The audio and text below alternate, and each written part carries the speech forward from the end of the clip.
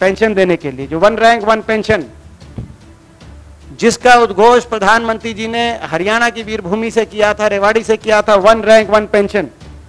अब no rank pension, अब no rank no pension, खजाने में पैसा नहीं। या तो सरकार के खजाने में फौज के लिए पैसा नहीं, ये बात सरकार, या सरकार को फौज, या सरकार फौज की जरूरत ही नहीं समझ रही।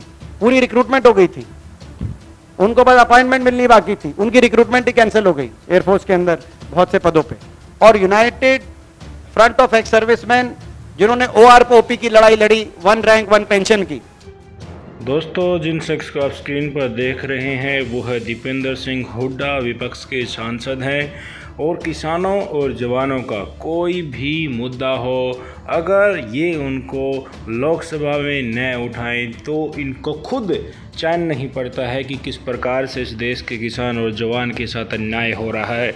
और अब की बार फिर से 1 रैंक 1 पेंशन और इस देश के जवानों के साथ, अग्निवीर स्कीम के साथ जो भी है दुर्व्यवहार और अत्याचार किया गया है, उनको लेकर इन्होंने बड़ा ही जज्बे के साथ अपनी आवाज़ को उठाया है और पूरा एक अभियान का आह्वान जो एक्स सर्विसमैन सोसाइटी और इस देश के जवानों के संगठन और किसान यूनियन, जो इन तीनों ने मिलकर जो संगठन बनाया है, जो अभियान चलाया है, उसको अपने समर्थन के साथ साथ पूरी कांग्रेस पार्टी का समर्थन भी दे दिया है और कहा है कि हम भी अभियान चलाएंगे। फौजी भाइयों का जो भी मांग होगा, उनकी मांग को मनवाने के लिए है, कदम से कदम मिला के ये साथ चलेंगे, चाहे वो 1 रैंक 1 पेंशन हो, अग्निपथ का विरोध हो या फिर किसानों के जायज़ मांगों को लेकर हो। दोस्तों, आपने पहले भी देखा होगा, ये बिल्कुल एक्टिव रहते हैं जवानों और किसानों के मुद्दों के लिए,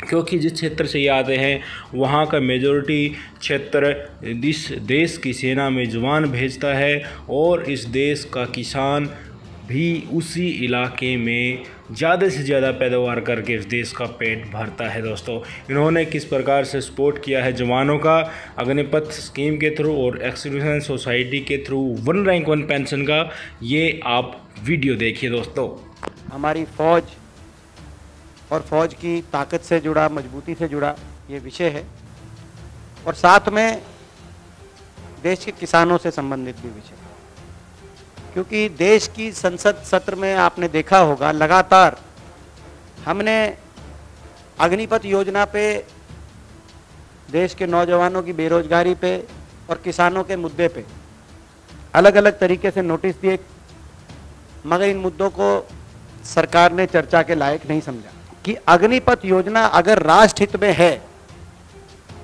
तो संसद में इस पे चर्चा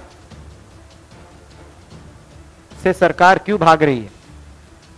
और मैं ये ऐसे ही नहीं कह रहा, हमने संसद सत्र में रूल 267 के अंतर्गत नोटिस दिया, कॉलिंग अटेंशन का नोटिस दिया, शॉर्ट ड्यूरेशन डिस्कशन का नोटिस दिया, यहां तक कि प्रश्न भी अग्निपथ योजना पे की जानकारी लेने के लिए हमने प्रश्न भी लगाने का काम किया, मगर सभी नोटिसों को तो खारिज किया ही किया सरकार ने। जो प्रश्न भी लगाया था उस प्रश्न में को भी सरकार ने खारिज कर दिया। रूल 47(2)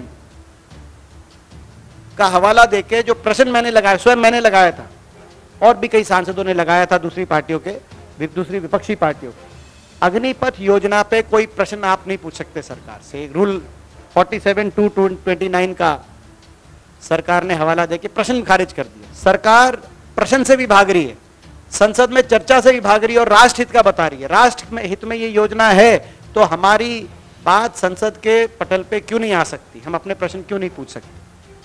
सच्चाई ये है कि आज इस योजना से देश के युवाओं में बहुत आक्रोश है, मगर आप ये सरकार के मंत्री ये बोल रहे हैं कि आक्रोश है तो इतने आवेदन क्यों आ रहे हैं। वो जो आवेदन है वो सरकार की उपलब्धि नहीं है, विफलता है। कुल मिलाकर नेवी और एयरफोर्स के लगभग 6000 पदों के लिए 18 लाख आवेदन आए हैं। ये सरकार इसको अपनी उपलब्धि बता रही है। आप नौजवानों की आज बेरोजगारी में जो मजबूरी है उनका अपमान ना करें, मैं सरकार से कहना चाहता हूं। आज ऐसी स्थिति हो गई, हरियाणा के कोर्ट में 15 चपरासियों की नौकरी निकली, वहां पर 6 लाख बच्चों ने आवेदन करने का काम किया। ये बेरोजगारी की आज का आलम है। तो दूसरा, आक्रोश युवाओं में बहुत है, लेकिन एक कारण जो आंदोलन चल रहे थे, उन आंदोलनों की आपको विजिबली दिख नहीं रहे। उसका एक कारण यह है कि तीनों सेनाओं के सेनाध्यक्षों ने प्रेस कॉन्फ्रेंस के माध्यम से कहा कि अगर विरोध प्रदर्शन के दौरान कोई देखा जाएगा, किसी का नाम आ जाएगा, तो सेना में अग्निवीर के लिए वो अयोग्य माना जाएगा।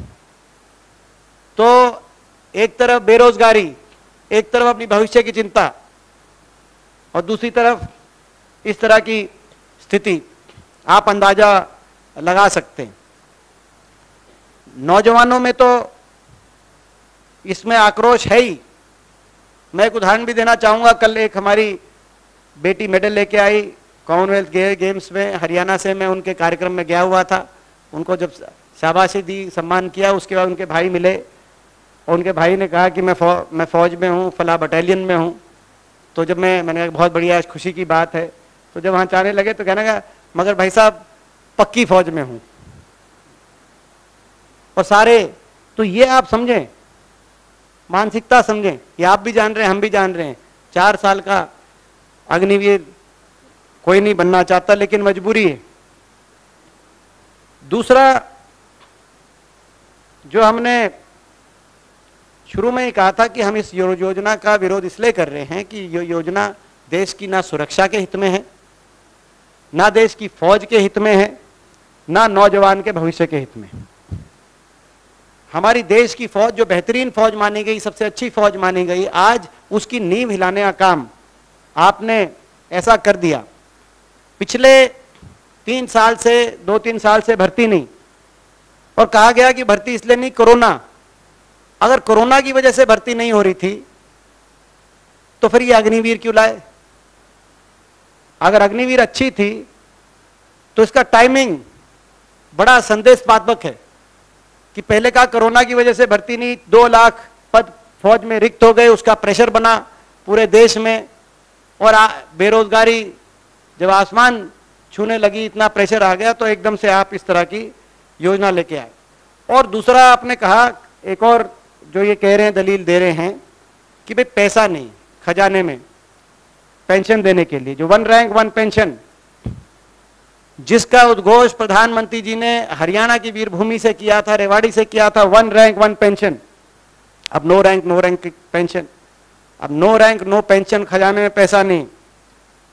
या तो सरकार के खजाने में फौज के लिए पैसा नहीं है, ये बात सरकार, या सरकार को फौज, या सरकार फौज की जरूरत ही नहीं समझ रही।